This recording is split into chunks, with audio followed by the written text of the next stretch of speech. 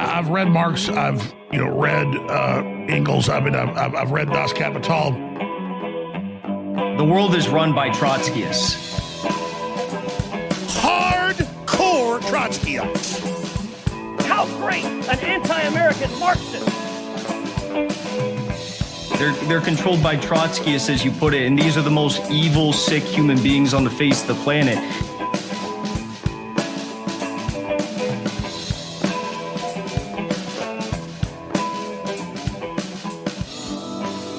You're listening to The Left Opposition with Joe, Chris, myself, and newcomer, Ben. Ben, how are you doing? Hey, how you guys doing? I'm really excited to be here. Why don't you introduce yourself a little bit? Like, what kind of organizing or Marxist experience do you have? Yeah, so I've been a Marxist since 2012-ish. I was a ex-member of the ISO and of Socialist Alternative. Right now I'm just kind of independent and but like I said, just trying to keep the fight going and I'm happy to be here. Right on. Yeah, another fellow traveler, kind of like the rest of us. And that's kind of what this podcast is sort of geared towards. Like we kind of we look at articles from like different tendencies and stuff. And generally my rule is if two tendencies who hate each other have written the same points on a certain topic, then they're probably correct. Yep. Yep. So I like to cross post and kind of look at stuff like what does the WSWS have to say versus like what is their RCI saying. Sometimes I might even dip into things like Morningstar or whatever is that what it's called? Yeah, the British Stalinist one. Yeah. No, they're decent sometimes. So I think it's important to pull the best of what the Marxist traditions have to offer in order to get some of the best analysis. So that's kind of what we do here. So welcome, Ben. I hope you're here to talk about the rekindling of the Syrian civil war. Yep, that's right. So on tonight's program, South Korea, occupied Korea, had a 10-minute coup, military martial law declared. So I'll be talking about that. We'll get into the situation in Ukraine, in Syria, and and we'll have a little bit of levity because the world is kind of on fire right now. Something good happened. We need a heartwarming story at the end, because after all these really bad things we discuss, something that'll put a smile on, bring the family over, because this is a family-friendly show, and we want the kids. So if any kids are coming around, maybe wait till we talk about civil wars, but wait to the end. I think it's a nice story that they too can be a hero too. So heroes are in all of us, folks. So there we are. So, just make sure you don't stop off at Starbucks. Careful, all right? Let's just, you get a Starbucks after the fact, or I don't know, get DoorDash, something, but. Okay, so fair warning to tonight's audience. I just got both my COVID and my flu shot. I do recommend everyone continues to get those updated. I am running on fumes right now. Everything hurts and I'm sore. So I apologize, but we didn't deliver anything last week, and we are going to absolutely get through this tonight. So without further ado, I'll just get it started. Wow. Okay, so the insanely unpopular president of, sometimes I like to call it occupied Korea, Yoon Suk Yeol, declared martial law amidst low ratings and rising class struggle throughout the country, and calls for his resignation by his opponents, by the Democratic Party, accusing them of anti-state activities, plotting rebellion, of being too pro-North Korean, and in order to protect democracy, he had no choice but to declare martial law, right? So nothing gins up support for a leader like an old-fashioned Red Scare. To save democracy, he had to end democracy. Beautiful. Yeah, does that sound familiar? And what's funny is, like, it didn't really work. So while declaring martial law, it is legal. To overturn it takes a majority in the National Assembly. And so Yoon's People's Power Party suffered a major defeat in the election earlier this year. And this wasn't exactly hard to do, but what's interesting is the amount of resistance that came from inside the house, right? From within his own party. The mayor of Seoul, who is a member of his party, and the leader of his own party publicly condemned it too. So the Democrats, the opposition party, were making efforts to stall and cut back on the budget, as well as they were actually impeaching some of Yoon's people in the government, like the head of the state audit agency and the chief prosecutor in Seoul. So how corrupt do you have to be to get impeached by like a bourgeois Democrat party, right? This must have been pretty serious. So in order to stop the assembly from meeting, a military was called in to block the building. Very democratic. There you go. Yeah, of course. Yep. Last time they did this was in 1979. Martial law was declared by the ruling military leadership back then, using it to crush a mass movement following the assassination of military dictator Park Chung-hee. The martial law expanded in 1980 when Sun Tu-hwan did his own coup as part of a massive repression effort against protesters, notably leading to the massacre of 2,000 people in the city of Gwangju. Holy shit.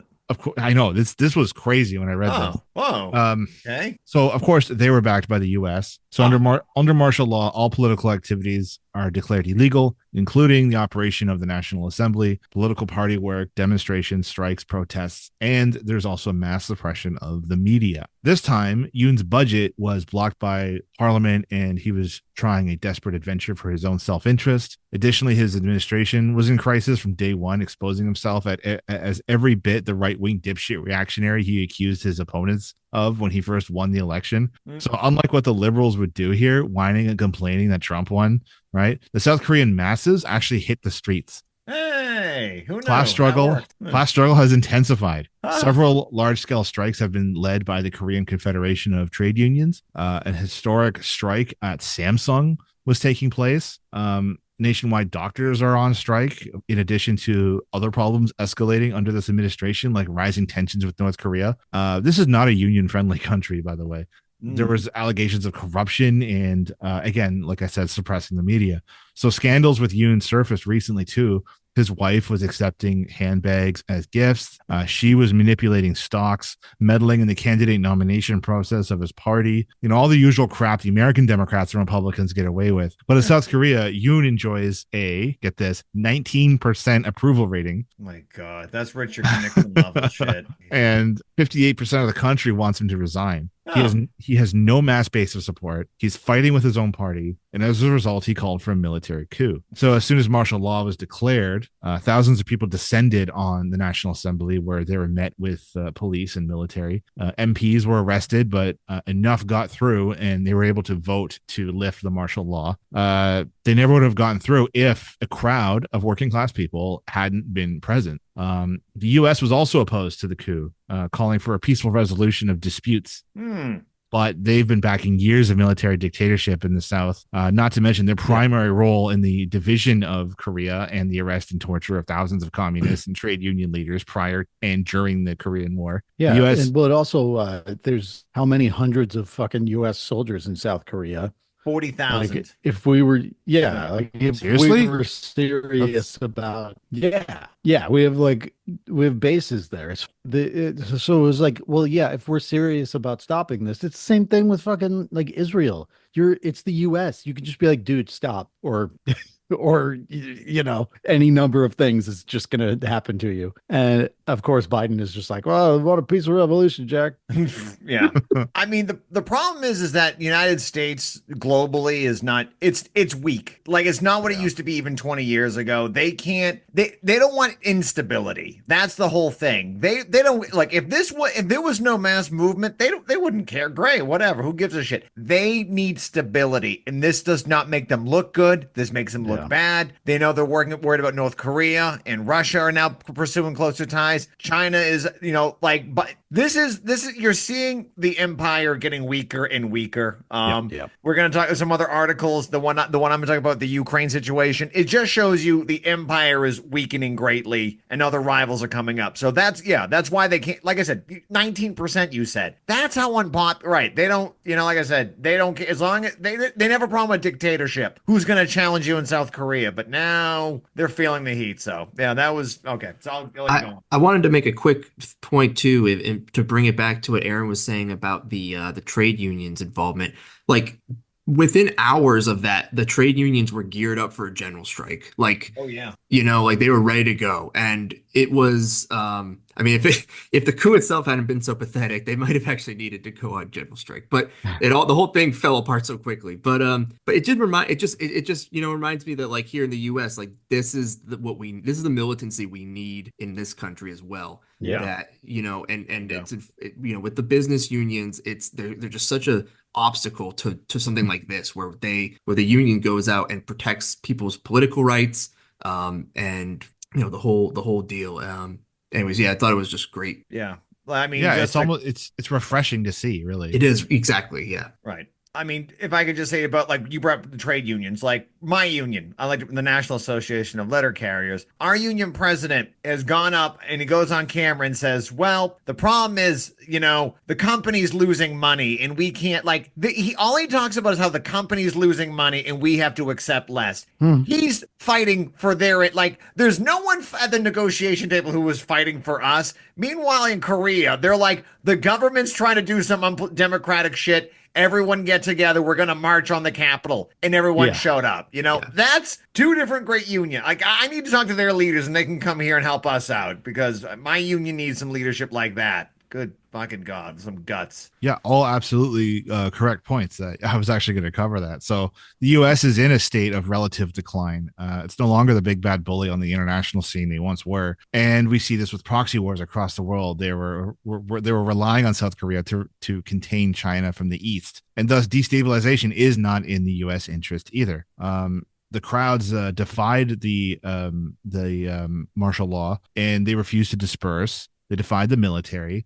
The trade unions called for a general strike until unions were moved, and after 6 hours, the coup was halted. So although he backed down, the working class in South Korea will not forget this as part of a long history of attempts to crush dissent in the region, especially in the labor movement. Yoon has exposed the fail-safes bourgeois democracy sometimes unleashes in periods of crisis and has discredited them, showing to us their effectiveness and cowardice. Hopefully, many people in South Korea, they've had their illusions shaken a little bit at the fraud that is bourgeois democracy, and we should expect further tests of strength of these kinds of democracies around the world as we continue to navigate any post-COVID world economy. So all over the world right now, we're seeing incumbent regimes, they're getting tossed out for their dog shit responses to COVID and inflation and the crisis, only to see an opportunity for reactionary right-wing leadership to rise up. So Yoon is technically still president until 2027, and his opponents will be happy to take advantage of the unrest, but make no mistake, the Democrats are no friend of the working class.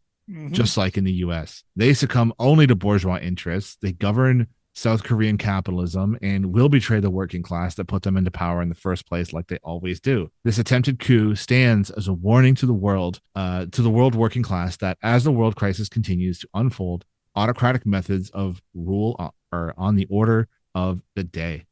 So this movement, it also demonstrated, this is a really interesting part too. This goes into what we've talked about before on this podcast. This movement demonstrated the lack of willingness of the military to really push back against the masses. South Korea is a conscript state, so the military is comprised mostly working class people with no desire to repress their own fellow countrymen. So the next time they may not be so friendly, but when we say soldiers are really just workers in uniform, this is a good example of that.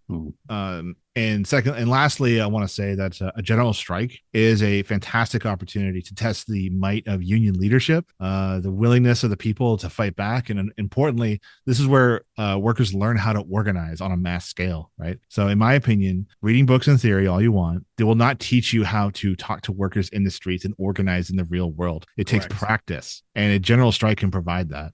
It can also provide the opportunity to organize the non-unionized and unemployed sections of the working class, right? I just finished reading Teamsters Rebellion, and they talked a lot about that. It's so fucking good. We really should do a special episode. We really should do a special episode on that. Yes. Let's do it now. God, cut the show. Teamster Rebellion is the greatest book ever written about the 1934 strike in Minneapolis and the Teamsters who were Cold War. Okay, are we doing it now? I can do the whole thing right now. Oh my God. A new convert to, I'm sorry. I'm blowing up your bit here. Go on.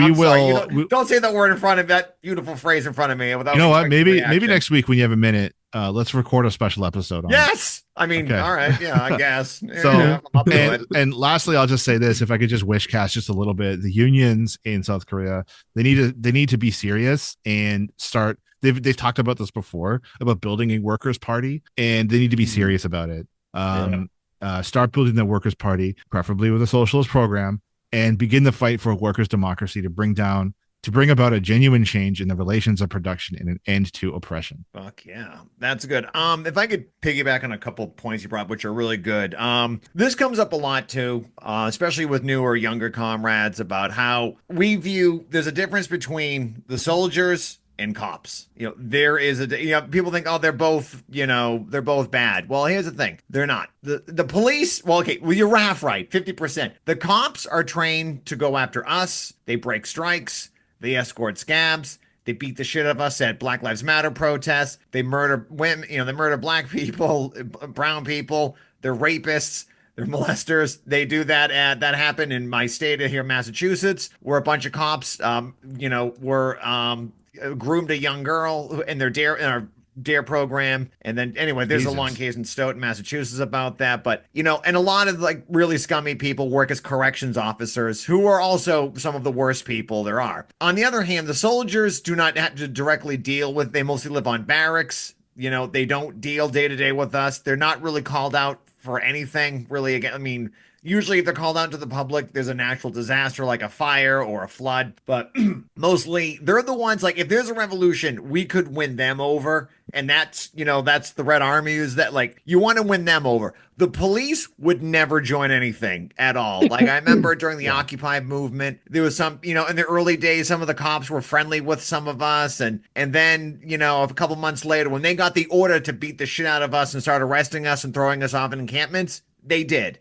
Some people like, oh, I thought we were friends. And they just, nope. They put on the little jack boots and went in and they crushed you. So no. Soldiers, you win over. Cops, you isolate. That's it. And another thing, too, that you brought up about, this whole thing with people screwed up with inflation and everything. Like, there have been a lot of the right wingers like Trump, Viktor Orban, and other elections that have been going on. But Mexico is a outlier where, like, they had a kind of a Bernie Sanders social democratic response where it was like, we're going to raise the minimum wage to cover inflation. We're actually going to, like, give more benefits to the poor and the elderly. And that's how they won elections. It wasn't because they were doing identity politics or any other crap. They actually were doing good things that won people over. They raised the minimum wage to counter inflation, and it worked. Like, they did all these policies. So, yeah. So that's one of the outliers. Mexico should probably be another thing we'll talk about next time, because that is an interesting case of actually, the country moving to the left more, despite, as we saw, all the liberals who did nothing, who said, oh, look at the stock market. The stock market's great. Who cares if you can't afford groceries? Too bad. What are you complaining about? Great. So, yeah. Great strategy, yes. Yeah. Yeah, it worked out well for him. Yeah. Oh no, there's this fantastic excuse like post-mortem in the US election. A lot of their conclusions was like, well, Latino men just hate women, and our voters are all anti-Semitic. They're all misogynist. It's like, well, Mexico just elected a Jewish woman who tripled the minimum wage. Yeah. And for some reason that made her popular. What are they, like 97% Catholic? Right. Elect a Jewish woman. Like, wow. Clearly, I don't think it's, anti-Semitism or like or men or anything. Like, yeah, I hate to break it there, right. Because they just can't say, we offered the people nothing and we lost. That was just it. The Democrats deserve it for, like, you support the status quo. Trump also supports the status quo, but at least he sounds like he doesn't. He sounds like he's blaming. That's all it is. He ran as a not a Republican. That's who Trump was, and that's what people wanted. And then the Democrats ran as like, well, we're going to work with Republicans. Like, no, people don't want that. Which is funny because we've done this post-mortem like a million times on this podcast. I know. It's always fun to dunk on the Democrats. I don't know much more if there is to say, but I will say there is a fantastic Pod Save America episode. They actually had Democratic staffers on, and it was the worst thing I've ever heard. What was the problem? Did they say what was it? They basically said there's no problem. They were just like, they ran a perfect campaign. How they lose? I don't know. The spreadsheets and the algorithm said this, and this. They did it perfectly, and well, it's. But then they had Hassan Piker on, and he I got a text from like a normie friend who was like, this podcast I listened to just had this guy Hassan on. Do you know anything about I was like, yeah, he's like a decent messenger for socialism. Like he knows how to talk to the normies. And like that seems to be happening a lot. People are just like, yeah, I was watching Pod Save America and this guy Hassan. It was like, I need is to he listen to this actually guy. I've heard yeah. so much about him. So, all right, I got to put him in my, I know He's okay. Yeah, he's fun to yeah. listen to. I mean, he's leans more like social democratic Yeah, functionally, he's but far like, yeah, from a right. revolutionary, but I mean, like you may have, I mean, sometimes the choice is either like I can listen to the RCA's, podcast. It's pretty good, don't get me wrong, but it's not entertaining. It's, yeah, like it's good. Don't get me wrong. I yeah, like it. Nothing against them or like, social, the what PSL has there, the socialist program. Pretty, like I said, good factual stuff, but not entertaining, which I do, yeah, versus the social democratic ones are a bit more entertaining. That's the whole yeah. thing. And, Well, the deep program is a good one. It's like three YouTubers from very different places. One's from Texas, one's from Afghanistan or Iraq, the other's from like Serbia or something. Oh, And wow. Okay. yeah, but they're like hardcore. They're like MLs, I think. And they're so much fun. They're just like dumb, goofy guys who happen to know a lot about communism. Okay. But anyway, All right. So speaking of U.S. backed forces, let's talk about Syria. Hey, all right. If I got that right. So we're seeing major military escalations, return of the civil war in Syria. Now, my question is, this is something I can never get straight because this does seem like a bit of a massive quagmire. Are these genuine rebels rising up against the Assad regime, or is Assad our savior of socialism in the Middle East because he's backed by he's backed by Russia? Is this I'm more a Haas proxy supporter, so the second part. That's is this more proxy war bullshit, like these like NATO and US imperialist backed rebels, pro-Turkish rebels coming out of Turkey? What's the story here? What's going on? And with us is Ben, who's gonna kind of walk us through it. Yeah, so I'll just start by saying that you can't get the full gist of this in a short amount of time, but I'm going to do my best. It is a very complicated conflict, and to demonstrate that you look at let's just look at like one part of it, right? So the main group that has been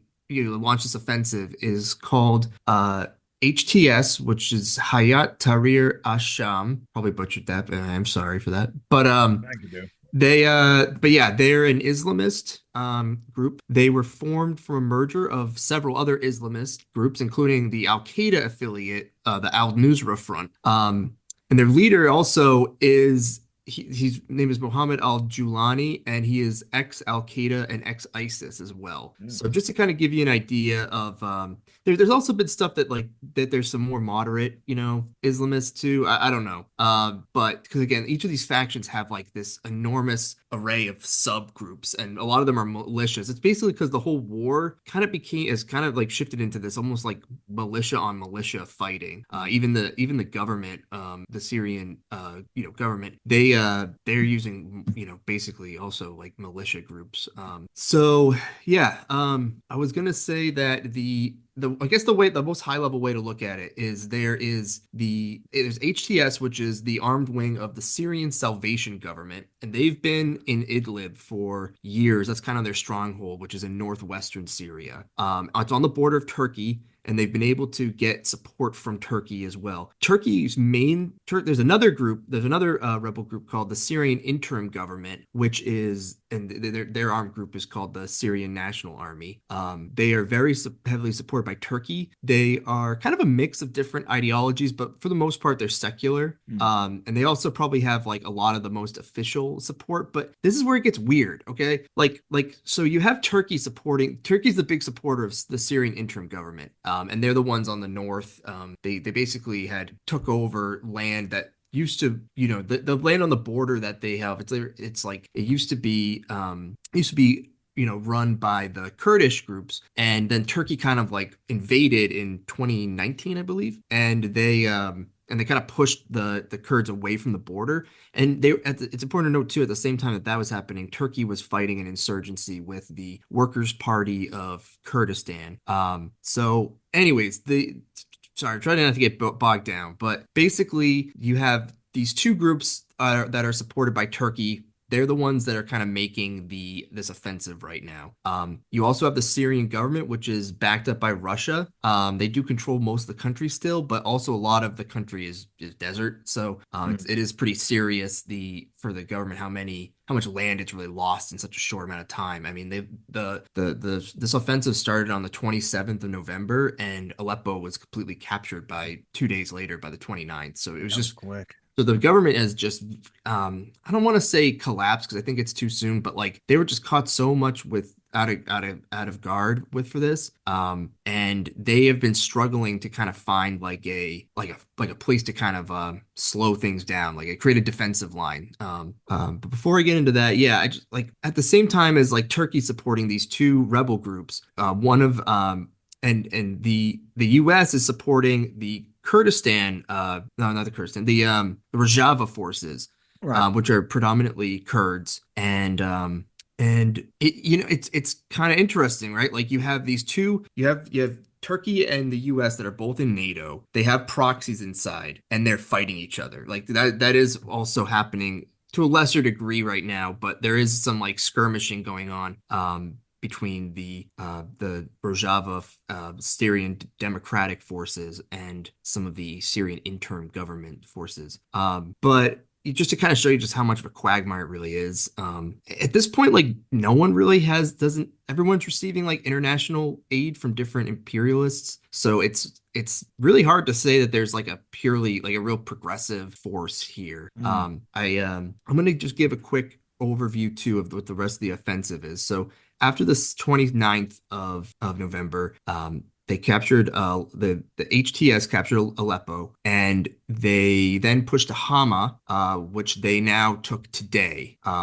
So the Syrian Arab Army, the government, they're trying to shore up create some sort of defensive line, and hopefully hoping that these people maybe like overextend. But so far, there's really been no instance of that, and it also looks like a lot of Syria's been like kind of like leaving a lot of material behind that is then being taken control over by the rebel groups. Yeah, I mean, I would say there's a couple of points I want to make too. Is the first one is that I kind of right now everyone's saying that that this latest offensive was kind of planned out of nowhere by like the rebel group itself. I'm finding it really hard to kind of see that, because if you look, like, it's just the context of it. It just feels like this is like trying to create another problem for Russia, to keep putting on pressure on Russia and I would Iran, agree. open Yeah. up new fronts. It seems very linked to that, and I would be very surprised if that isn't the case, honestly. I will say that right now Homs is really the last major city. That's kind of like probably where the next fighting's going to happen. That it is it's really the last major city on the road to Damascus. So that's going to be pretty significant who's able to win there. How the fighting goes there. And you can also tell if you look at a map of what's going on, you can kind of see how there's this western section just to the left of the rebel places that's on the coastline, and that is in danger of being cut off from the government as well. And Russia has a large naval base there as well that they'll definitely be producing. So yeah, there's I really like the Left Voice, an article that Left Voice put out, and I just wanted to read the last paragraph of it. So basically, yeah, it says, after this offensive and the resurgence of fighting and violence in Syria, the outlook for workers, youth, all exploited classes, and the oppressed sectors of the country and the region is more than bleak. Over the weekend, videos of horrific war crimes emerged, recalling the worst moments of the civil war. The Syrian civil war has been a reactionary conflict from start to finish, and I think that needs like just as much emphasis.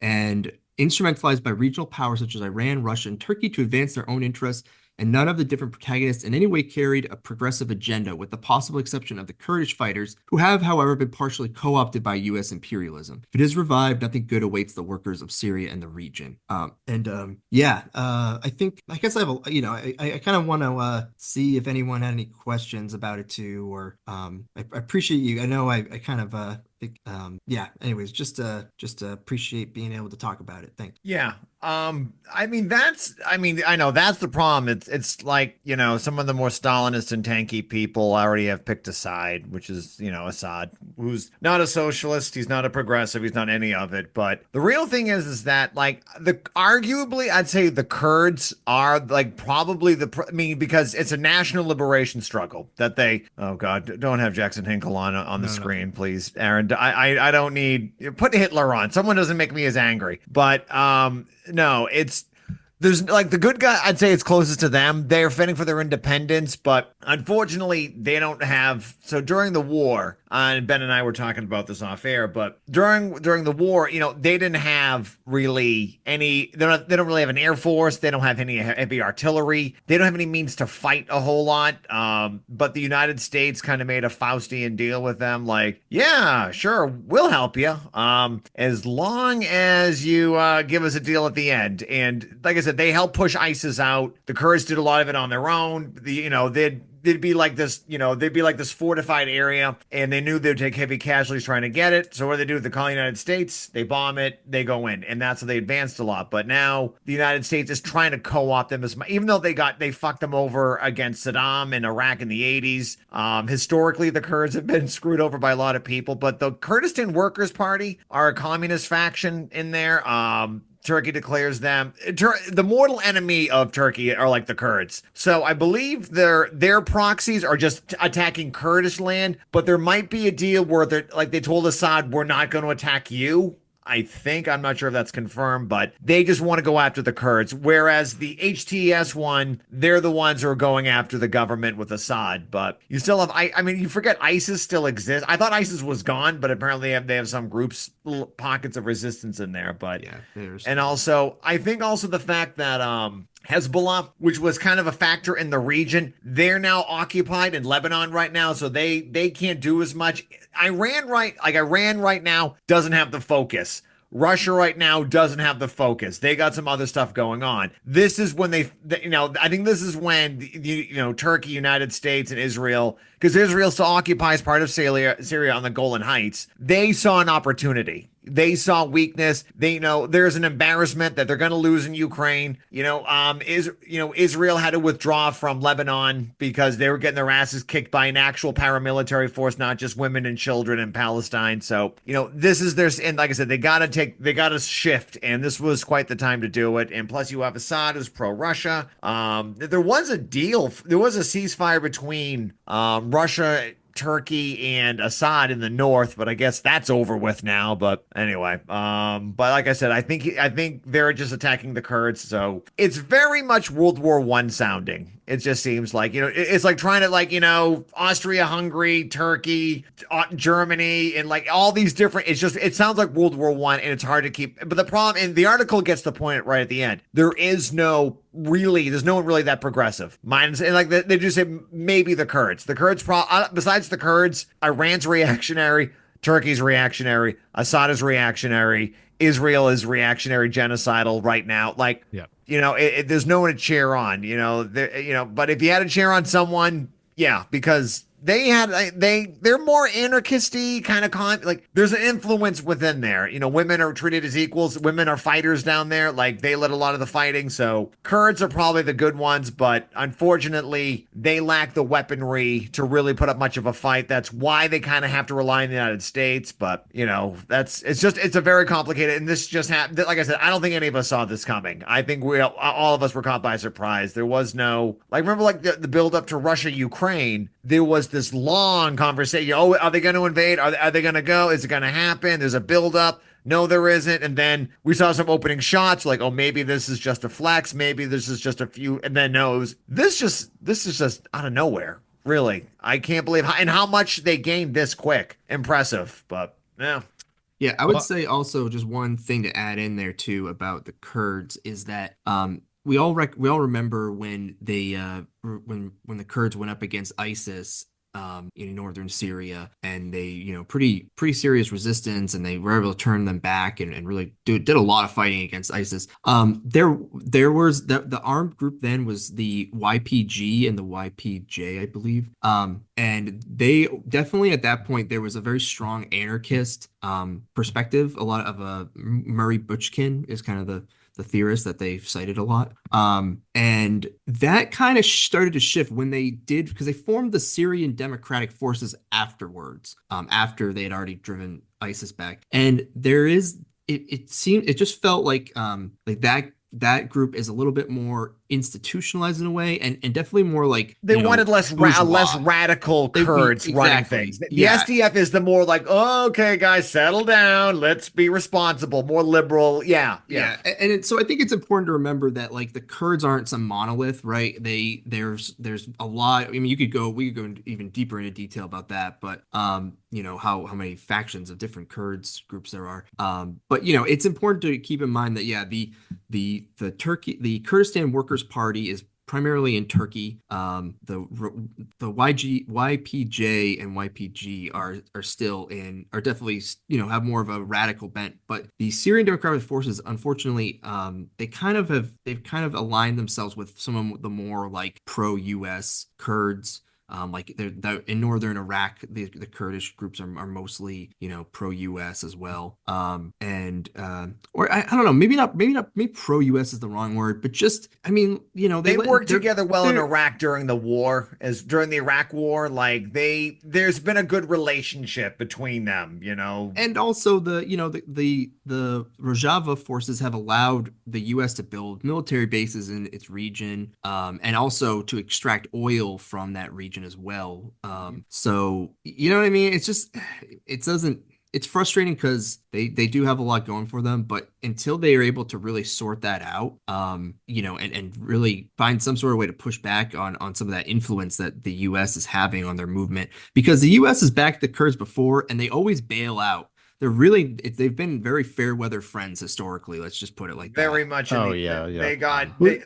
can see the video of George H.W. Bush during the Iraq war. Like basically, I can find the clip, but he's like, "Hey Kurds, I'm just saying, wink, wink. Maybe you should rise up right now. We'll support you." And then they did. They rose up. They were fighting, and then they're like, "Hey Saddam, all the rich people in Kuwait are safe. Let's shake hands. Hey, by the way, Kurds, you're on your own. Sorry, we're out of here. Adios." And then Saddam killed them all for doing it. Like, Jesus. They did that. Like thousands died during that whole thing. Like, yeah, that you can, like I said, there was another attempt in the 80s. This was the early 90s, over and over. But I guess ever since 2005-ish, the Kurds they were always kind of autonomous, really, in Iraq. And the United States kind of did like what Quebec, what Britain did with Quebec during the 1700s was like, look, Quebec, you do your own thing. We'll leave you alone. You can run things your own. Just don't fuck with us and we won't fuck with you. And that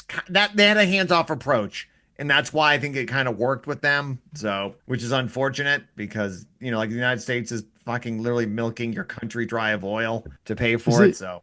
Are the Rajavan fighters is that the socialist faction? I think, yeah. So yeah, that's what I was trying to get at, is that the socialists that are there make up a part of the Kurdish groups. YPG forces. Rojava is kind of like the overarching name for this territory in basically almost like all of eastern Syria. And it's a little bit, it's been, I'd say like since the SDF formed, there's been a movement towards more like reconciling, support from the US, allowing the US to build bases and stuff like that. But like there still is, I think, in some of the groups there, like the People's Protection Units, the YPG, you have like you still have some of that more radicalism. I don't know exactly where they're at now. It just feels like, personally, it feels like looking at it feels like they've been kind of just co-opted, at this point. And hopefully they're able to get through that, and gain some more independence from that. But unfortunately, I think that's where they're at right now. Yeah. I mean, that's the problem with like a militia force. Like militia forces aren't going to have the forces real. I mean, you need a centralized army. Militias sound great, but a centralized army is how you win things. Like the Russian Revolution was not a bunch of militias. Yeah. It was the Red Army. The Yeah. Spanish Civil War was a bunch of militias. That's why they, like militias are cool. There's a good motivation, but you need a centralized army. And, just like Ukraine did not have much of an air force at all, really. That came to, like I said, they lack the material resources to put up much of a fight. They can do, like I said, they're doing the best they can, but just well, and that's the other thing too, is I think to this the Syrian Democratic Forces, the Kurdish group, they are not like a revolutionary group, really. Like what they were fighting for is predominantly autonomy within Syria. And I'm sure that there's also factions in there that want, independence. And I'm sure there are more radical factions. I think that's definitely for certain. But I think the overall leadership right now is not revolutionary. Doesn't even really have the goal of trying to like spread their progressive system, et cetera, to the non-Kurdish parts of Syria. So there's a whole kind of thing going on there where it's I think co-optation is just the right word for it. I really thought that the Left Voice article kind of nailed it. They're progressive, but they've been co-opted, and hopefully they're able to again like break free of that and kind of maintain some more kind of build some more like class independence and stuff like that. And that's another thing too. I don't think that they're really organized on the basis of the working class. I mean, there's a long list of things that I think preclude them from being called socialist ultimately right now. Yeah, right on. I mean, we'll see how this plays out. I do think, rapid, as we saw with Russia, rapid advancement could be rapidly lost really quick too. Yep.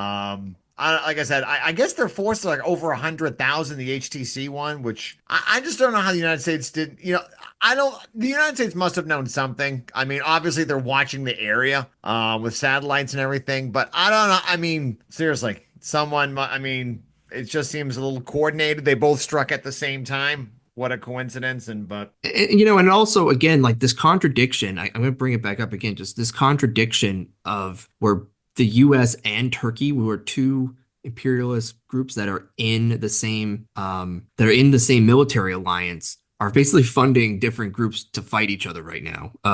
It's a very unique situation there, since in the history of imperialism. And I think it also shows maybe just how little they really care about what happens to Syria. That's like they see. I mean, the U.S. is there because they want to strengthen Israel's position, while weakening Assad Russia at the same time. Exactly. Yep. Yeah. Right, right. Because Russia has a warm water. I mean, they have one of their ports there for the military. They have a pretty big couple of military bases. I think one of them has been overrun, and then I think the HTC stole a bunch of the tanks and jet. Like there's pictures of them with like a bunch of tanks and jets and stuff. So they are capturing stuff right now. Yeah. So yes, I did see some pictures of some captured airplanes that they had found. And they had captured. But I just wanted to mention too that Russia still right now is kind of the they do have air superiority as well in Syria. That makes a big difference as well. So I'm not totally, I think we'll see what happens. I don't think it's like the Assad government is out at this point. I think there's plenty of time for them to try and rally something, but they are having, but this advance has been very rapid, and it's very hard to kind of create like a defensive line when you're just constantly under assault by these I guess you call them like motorized infantry or mechanized infantry at this point. But anyways, that's kind of all I had. All right, awesome. Well, thank you for that, Ben. That was great. That was fantastic, Ben. Thank you. I don't know if it cleared much up for me personally, but no, it's always good to have someone who's informed on this. So speaking of quagmires and endless war, Ukraine still going strong. One of Biden's parting gifts as president is another $725 million of your taxpayer dollars to the country of Ukraine, who is probably on the verge of losing this war. Like I said at the very beginning, under capitalism, it can only end with the division and redivision of the world. That's what Lenin teaches us in imperialism. So, Chris, why don't you fill us in on the Ukraine situation? All right, thank you. So, has it changed at all? Is it is it going great? Are we winning? According to we've been told I've been watching for like the last year and MSNBC, a half. and I Define hate winning. to break it to you. I found out we're not winning this war. I don't know. I don't know what happened to the summer offensive. I thought we were going to turn things around, but apparently things are bad, real bad for Ukraine. And most of my information I got from the RCA article. It's from November 18th. So the real issue here really is now, obviously, Ukraine this is like when Hitler and the Nazis were invading the Soviet Union. By 1944, the generals knew it was over. They weren't going to turn the tide. This was looking bad. The high watermark, Stalingrad was their high watermark, and they're in retreat. And so right now you have Zelensky, who just seems to be absolutely almost like Hitler in his bunker, like still thinking he's going to turn it around. They're going to win. They're not. It's over. It's been over for a long time. And, what happened? So the reason is there's a couple of factors, but one reason why he probably doesn't want to retreat is that there's a thing called, now I know liberals get mad if you bring this up, but there's a large Nazi element within the government. Not all of it. Not all of Ukraine's Nazi. Not every single soldier is a Nazi, but the Azov battalion is full of Nazis. And there's a lot of other they use the term ultra-nationalist. You'll hear that term. That's the buzz phrase for fascist, but they do have an element of it. And basically, if Zelensky even talks about maybe giving up, his career, at best case, his career's over. At worst, they're gonna kill him. Like South Vietnam got rid of DM when it was like clearly that it was ending for him. But the fascists are very much in the state's security services. They are in, and they're also like the shock troops, and they're like the Azov battalion is one of their best regiments they use. Are most fanatical about this stuff. It's just been this whole year has been a disaster for them militarily. Their front lines, at first, it was like a slow and steady retreat. Then they decided to go into Kiev over the summer, which was a good morale boost. But unfortunately, they took a lot of their best troops and soldiers off of the Donbass region and moved them north, which then opened them up for huge losses. And it's just been, after that point, it's been more and more rapidly how quickly they've been going in. The U.S. and UN are being humiliated as we speak. Ukraine cannot get enough soldiers. I believe they hit 2/3 of their recruitment goal. They have to go around. There's like one of their groups that like rounds up soldiers for fighting. The problem is lately people have been torching their cars. They've been like, if they get out, they'll attack them, so they can't go in and round up their kids to go do it. So right now they have to rent vans, so no one knows who they are while they're rounding up people outside of clubs and other areas. Right now as well, let me see what else we got. I think I'll quote this from the article, right here. Demoralization is spreading rapidly in the ranks. Even the tame Ukrainian press has carried reports of soldiers refusing to fight, a growing number of desertions, and an increasing cases of soldiers throwing down their weapons and surrendering to the Russians. The Kursk affair was a stupid and pointless adventure, a desperate attempt on the part of Zelensky to show the world that Ukraine was able to conduct a successful offensive against Russia on its own territory. In the end, inevitably, a humiliating defeat after the loss of huge number of lives and precious military hardware. Right now, as we speak, I forget which is which, but Donbass is made up of two regions, Luhansk and Donetsk. And 70%, I believe, Donetsk has been captured, and like 99% of Luhansk has been captured as well. The writing is on the wall for this. This is pretty much, they got everything they want. Liberals, are just saying that like once they do this, they're gonna somehow sweep into the rest of Ukraine, then go into Poland and France, and they'll be in Britain by the end of Easter. I don't think this is going to happen militarily. This has been a slog for them. And plus they're not going to attack. Even say they go for all of Ukraine, they're not going to go after Poland. Poland's in NATO. They'll nuke them before that happens. But on the other hand, we have the other thing. Russia's also conscripting people as well, so and they're importing North Korean troops to come do the fighting too. It's a shit show on both ends here. But I have here a clip of Blinken encouraging Zelensky. Blinken, this idiot. Good. All right. Encouraging Zelensky to lower the age of conscription. They've been talking about this a lot. So they can fight until the last Ukrainian. Oh my God, the war's over. Why don't you get 12-year-olds too? All right, go. All right, let's see this dumb stuff. Fighting to the last Ukrainian actually is a Lindsey Graham fucking phrase. Like he said the quiet part loud at one time. Yeah. Yeah, it's like Lord Farquaad. It's that some of you may die, but that's a sacrifice I'm willing to make. Yeah, exactly. But the other thing is liberals are obsessed with the idea that Putin is the new Hitler. And it's like, okay, yeah, Putin sucks. Like he's doing bad things. He's always done bad things. He's also our guy, but forget that. But like then with Netanyahu, who is doing a genocide, has multiple concentration camps for an ethnic minority, is invading neighboring countries. Oh, this shit. It's like, so, but Putin is fucking Hitler? Like, Right. not the one like following the Hitler playbook. Mm-hmm. Yeah, no, the Hitler comparisons are dumb. I've also seen my favorite ones are this is Avengers, this is Harry Potter, like trying to break down world politics to good and evil. And it's just it's embarrassing. Anyway, so here's our liberal guy, Butcher Blinken. Good name for him. Finally, mobilization.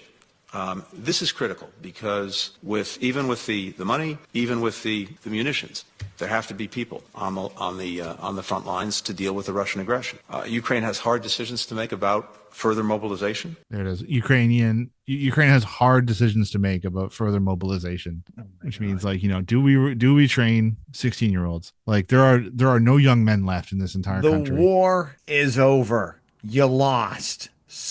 Like this is you never had a chance. You never had a fighting chance in the first place. I also wanted to point out that only a few days ago on the 3rd, Zelensky came out and said that he is open to negotiating a peace deal with Russia where Russia would basically keep the annexed territory and then Ukraine would get NATO membership. So I don't know if anyone's gonna really go for it, but I read like a YouTube comment that was like, but how is this possible? Like the news has been saying that they've been winning this whole time. I know. Yeah, I was just like, well, welcome to wartime propaganda. Like, don't believe what you read. No, I've been saying that since the beginning. I wouldn't be shocked if that's how this ends is Western Ukraine joins NATO and the Donetsk becomes like a demilitarized zone on a buffer against a NATO expansion and NATO imperialism. And then the I don't know, maybe the slaughter of, I don't know, is Donetsk actually like is the Donbass going to join and become like part of Russia proper? Because it's like 90% ethnic Russian and Russian speaking anyway. So they already did. They were annexed by Russia. They did they had an election which during wartime kind of that's sus. Right. But I mean, I'll say this. I did support, the more I read, the less I liked, but I did support, the national liberation. The people of that region didn't want to be part of a Nazi affiliated government in Ukraine.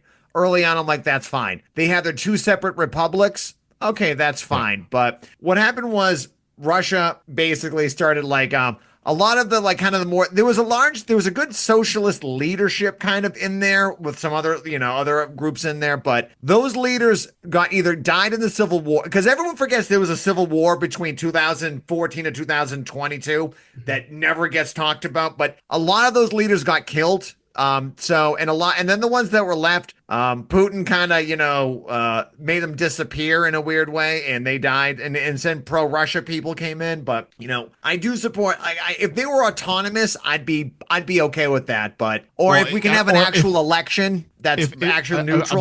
I believe what they voted on, what the Donbass region voted on prior to the war, was the right to self-determination. Not necessarily separation, but they just wanted to be independent. Right. Yeah. And they just want to be left alone. And And so I think they're just going to get the capitalist fucking boot on their necks from no matter what side they join, really. So like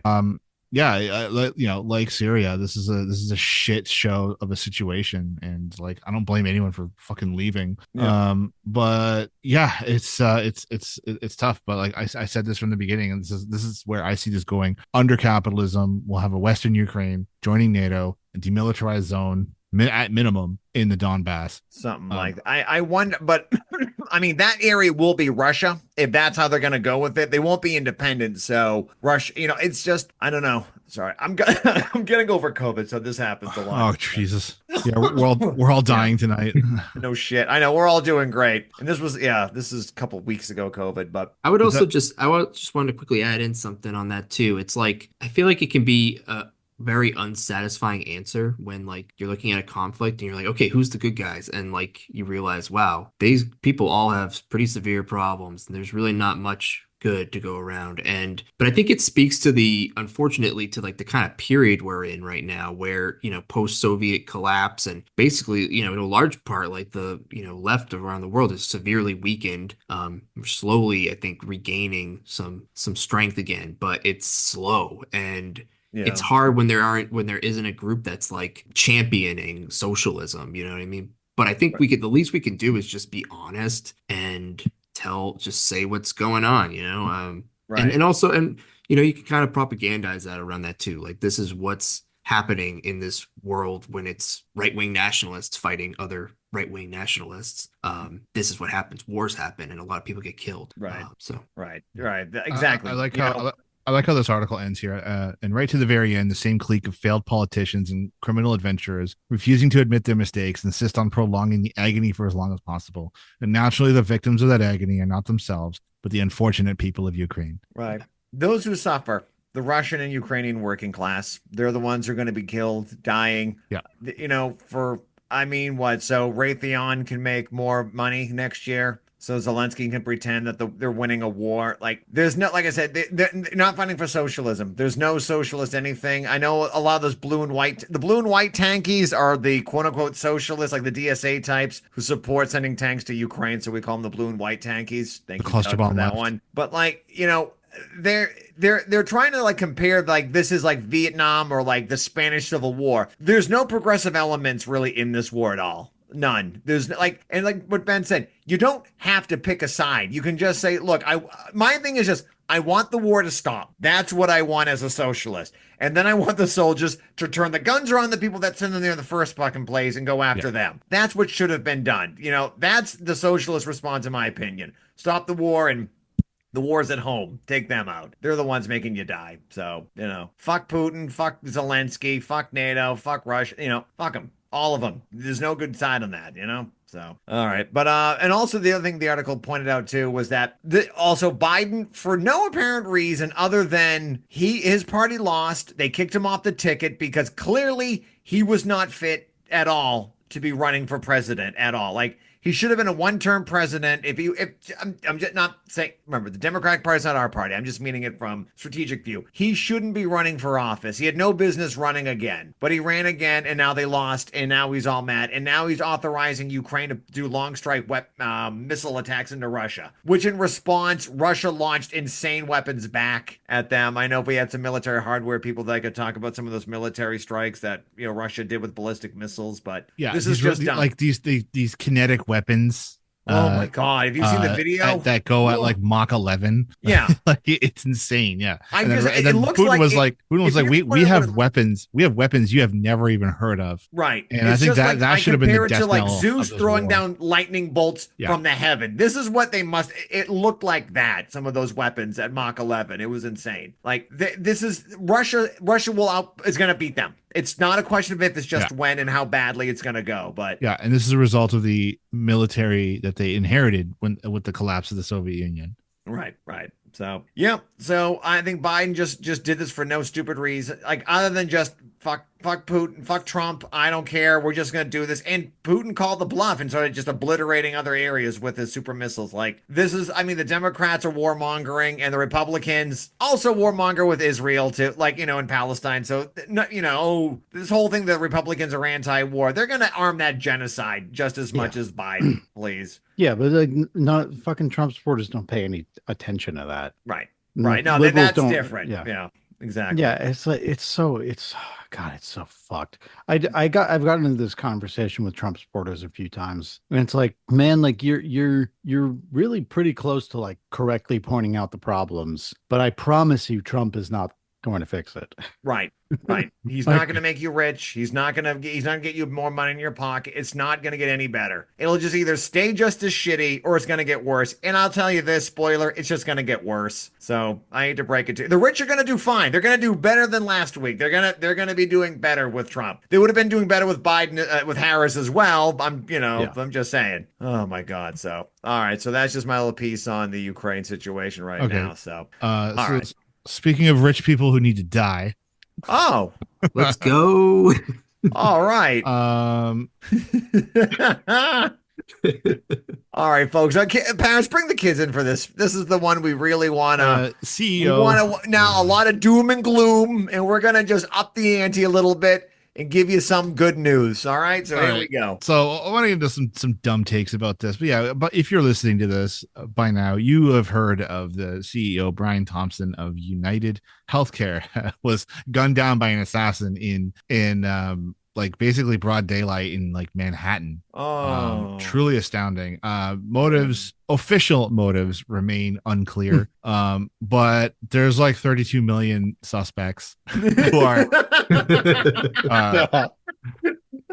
who all have insurance from this nightmare. Like your whole insurance system that you have in the States is nightmarish. It is, and horrifying. It's a crime against humanity. That's what I call it. It really is. Tell me. It's good for Wall Street investors, though. There isn't a single good reason why you need to have these parasites. And I've had friends tell me like you shouldn't be using dehumanizing language. And I'm like, no, these are parasites. A parasite someone lived off a host. And that's when you know you're too woke. That's when you know you've gone too identity politics. Well, I refer to. Don't use dehumanizing language when we're talking about the fucking insurance industry. Well, I used it in reference to a landlord, but still.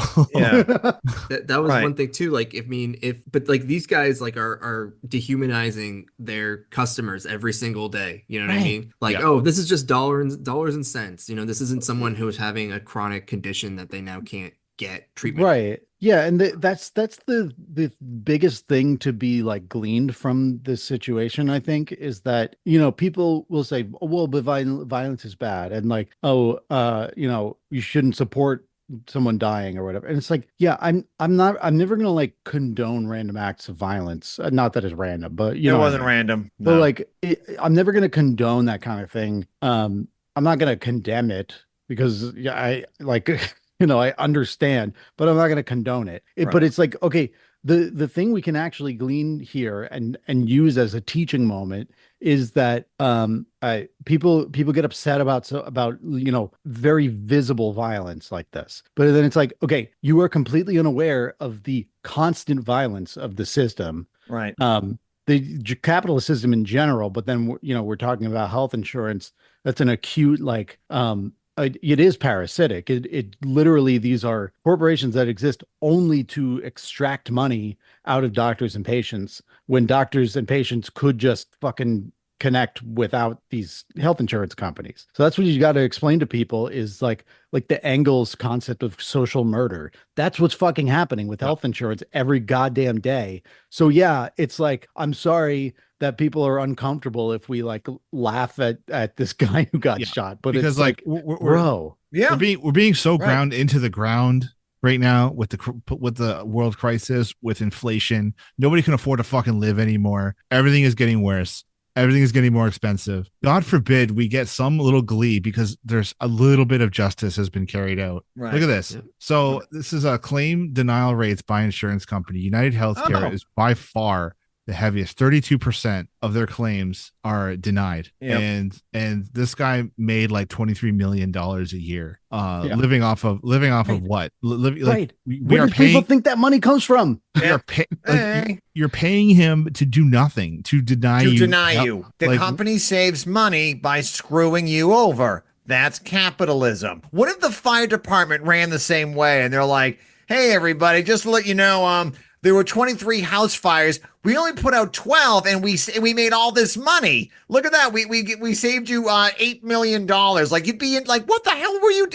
That's what they do. They deny people, overcharge us, bleed us dry and every year our copays go up. Every year our deductible goes up. Every year our premiums go up, and every year his salary goes up. There you go. Literally a parasite. Yes. Jesus God. So ProPublica has an article on this. They have a seminal series how insurance giants like United and Cigna systematically, cruelly, and very, very profitably denied health coverage every day at the expense of the patient's lives. So here's just one example. United relentlessly fought to reduce spending on care, even as its profits rose to record levels. Officials laughed when discussing one patient's appeal to receive care for life-threatening ulcerative colitis. We're still gonna say no, they joked. Yep. There's a thing there was a meme. I like this quote.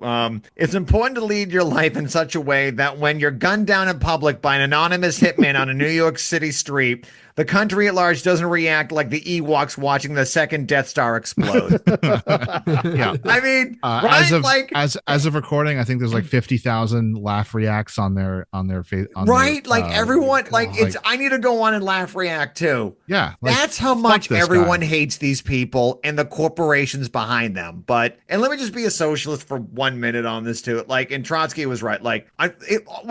Now, granted, I think it's cool, but they're just going to replace him with someone else, right? And they're going to go back to do. Or and Trotsky made that point basically where if that's all it took was us just to shoot someone, then we should all be doing that. And then it doesn't the Naroniaks learned that if we kill the czar, socialism will be around the corner, and they did, and they finally did it, and it never happened. They just replaced that. Yeah. That's why we're organizing. That's why I do revolutionary stuff. That's why we got to fight these things, build a mass movement to get rid of these people. Because as cool as that was. And I know all of us who get fucked over on it, and we have to be even though we have insurance, and we got to spend 4.5 hours with someone in a call center, even though a doctor says, I need this medication, and the pharmacist has a medication, I got to talk with the middleman, which is United Health, for 4 hours of why I need this medication, and why are they going to jack up the price on me despite me making all my insurance payments.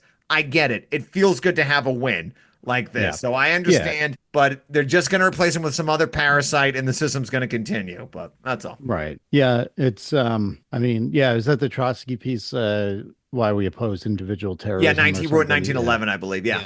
Yeah, I really like that one. And it's that's the case. And I think that people wrongly think that revolution just means stuff like this happening, but a lot. Right. Oh yeah, it's just violence, right? No, the working class has to defend itself. Absolutely. Right. But it's not just about glorifying violence. That's not what revolution is. Yeah. And this quote, I mean, he calls himself a socialist. This is what I wanted. I don't like it. This is what I wanted to respond to. Okay. So, yeah. This is socialism done left. Turbo liberal, unfortunately, is actually correct in this instance, responding to socialist at socialist MMA revolutionary blackout network. Yeah, this guy is a Maoist. Jimmy Dore, I think too. Sometimes he's a Maoist, I used to watch. And he's ostensibly a Maoist, and then he joined the fucking DSA.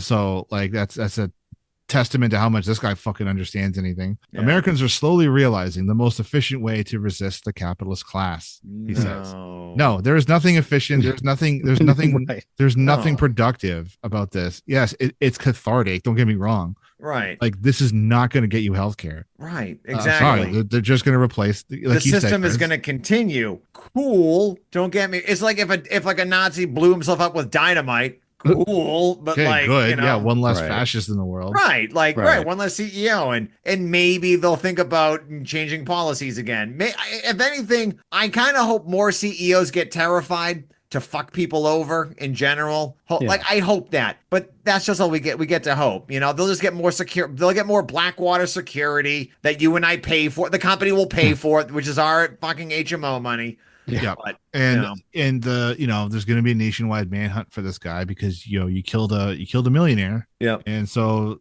there's extra hard justice gets meted out for you now. Oh God. Not only that, but if he's part of any sort of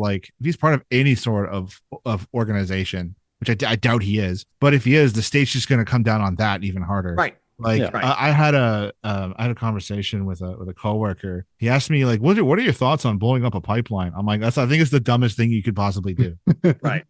Presuming you know what you're doing and you don't blow up your own fucking comrades. Right. And environmental damage and catastrophe aside, no, it's not going to fucking fix anything. Right. Unless it's directly connected to something. It's I think things like that happen in revolution, but it's not just what would be crazy if we fucking blew up it's okay. Right. For example, the IWW had a big debate during, and it was with Big Bill Hayward was on this faction.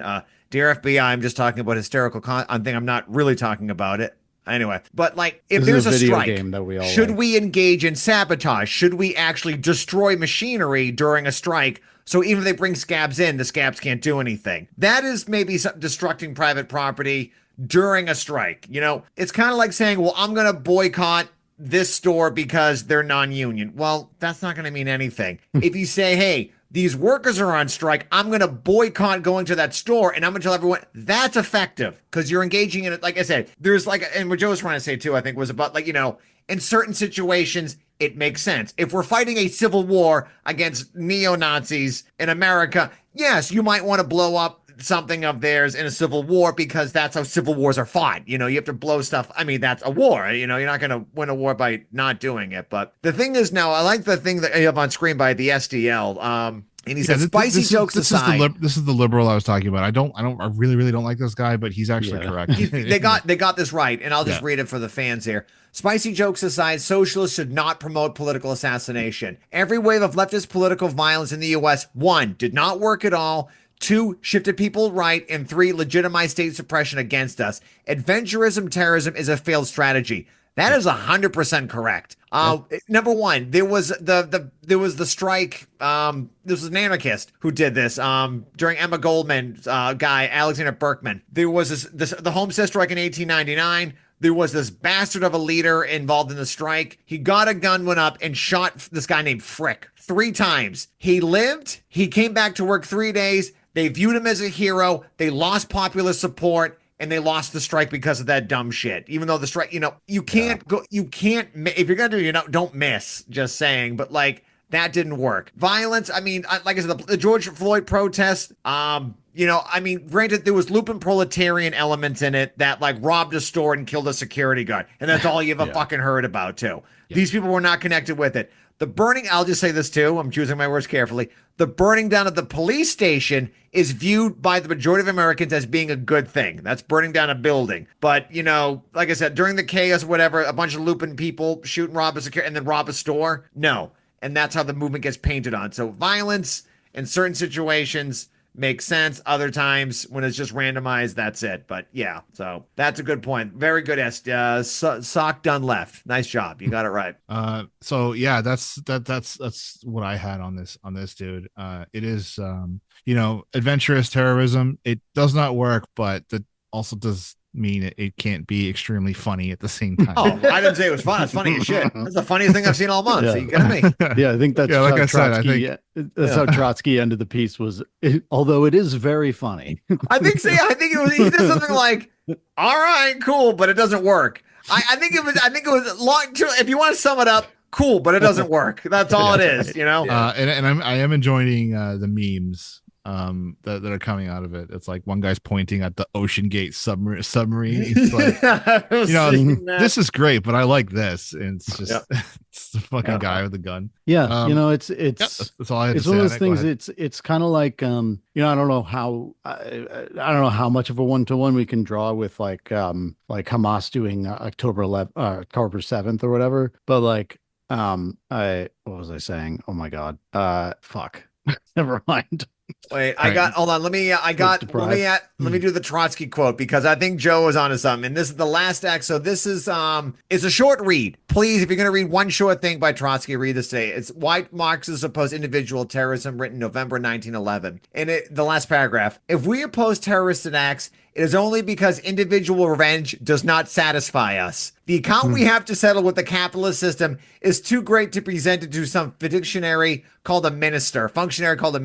To learn to see all the crimes against humanity, all the indignities to which the human body and spirit are subjected, as the twisted and outgrowths and expressions of existing social system, in order to direct all our energies into a collective struggle against this system, that is the direction of which the burning desire for revenge can find its highest moral satisfaction.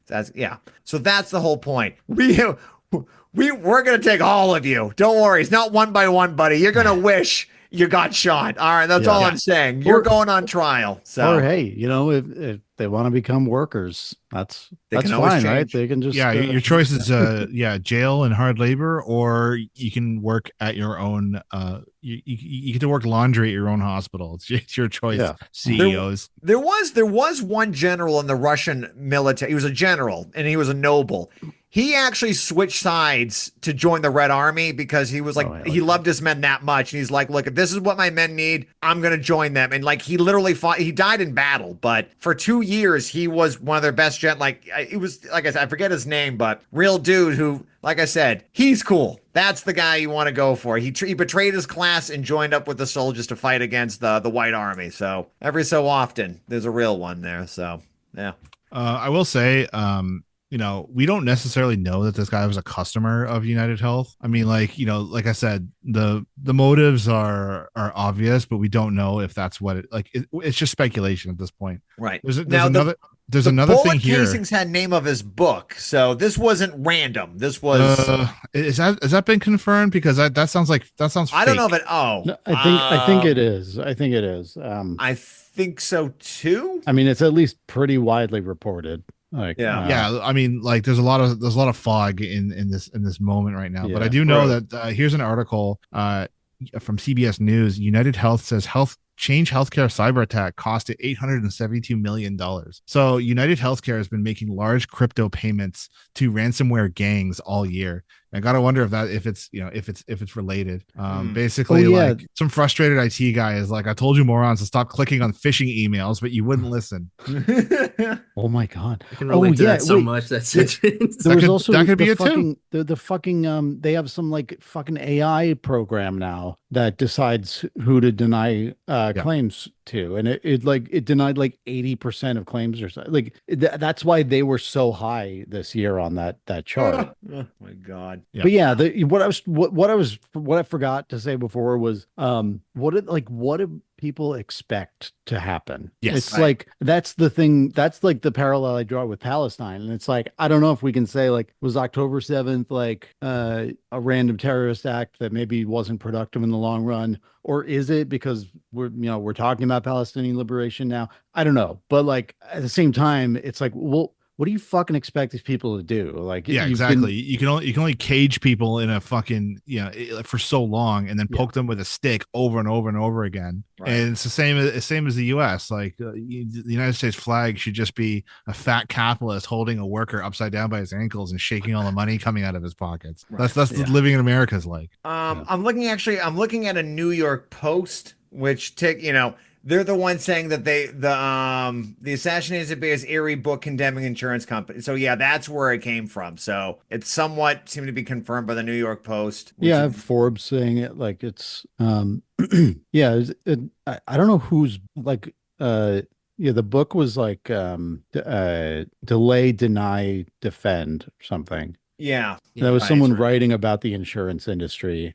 I think he wrote the book. But it's a good way to promote the book. Shooter or I think it was a title of a book called Deny, Depose, and Defend. I think that's literally the title of the book. So Delay, Deny, Defend is the book. Yeah, it's by J.M. Feynman. So it's a viral marketing campaign. Yeah, I guess the guy's taking it seriously.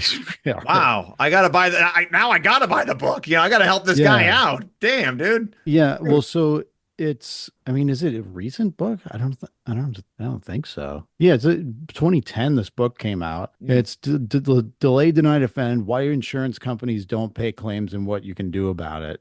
Well, I guess this guy figured out a way. Yeah. What does that book say? Yeah. The HMOs hate this one trick. Oh my god. I mean, he won't be denying anybody else anything else, I mean, that's about it for that fucking guy. But hey, whatever. I mean, like I said, our crimes are, your crimes are too much just for this, dude. It's cool as it is, that's it. But we need a mass movement to get rid of all this stuff too.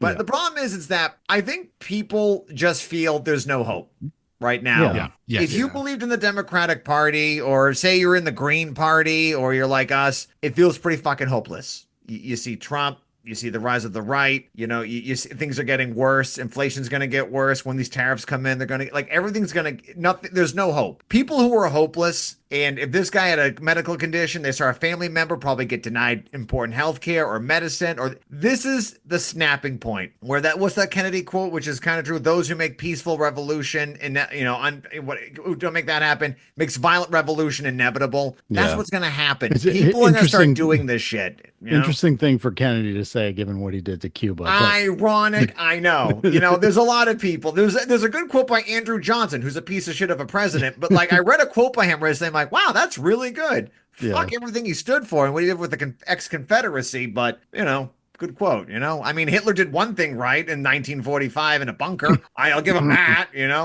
Good job. Didn't have to kill the dog, you bastard. But that's fine. Whatever. Oh man, but. All right. Is there anything else? I think we got a good one here, right? I think that's all I got. Just rest in peace. And our thoughts and prayers are with the family of Brian. I'm joking. Fuck everything. I'm just. But if I can be sincere, though, I really hope the shooter's okay. I hope he's not worried about if you're listening to the Left Opposition podcast, Resty, we got you, buddy. All right. We're going to do another fun. We're going to get pizza for the Canadian striking workers in the canteen fund. I'm just saying, buddy, maybe don't go to Starbucks before you do things. Okay. Not great, but you're a handsome guy. I think you have a lot of potential. So, as far as I'm concerned, it's self-defense what you did. So that's it. All right. Awesome. I'd like to thank Ben for being our guest today. Yeah, thank you for being here. Yeah. Thank you. You came on. Thank you for doing that. For all the fans who are listening, please check us out on Blue Sky, Left Opposition Podcast. We're on Facebook and Instagram, also as the Left Opposition Podcast. If you want to donate at all to our Patreon, which is great, check out the Left Opposition Podcast.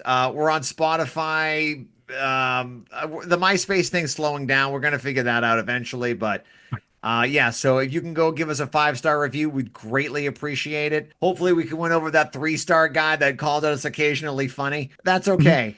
We didn't talk about the patriotic socialists. All right. We gave it a rest. Okay. So I'm sure they've done something stupid in the last week alone, and we'll talk about that next week. But all right, as far as us, so a good night from me, Ben, Joe, and Aaron. Thank you. Keep up the fight and keep up the struggle. Open up your eyes, it's a brand new nation. The people got a prize and a blood celebration. He always used to say that life is not a paid vacation, and living is a curse if you ain't got the purse to pay them. And we could all be free so long as we ain't all too patient. Be a thorn upon the rose, deny, defend, depose.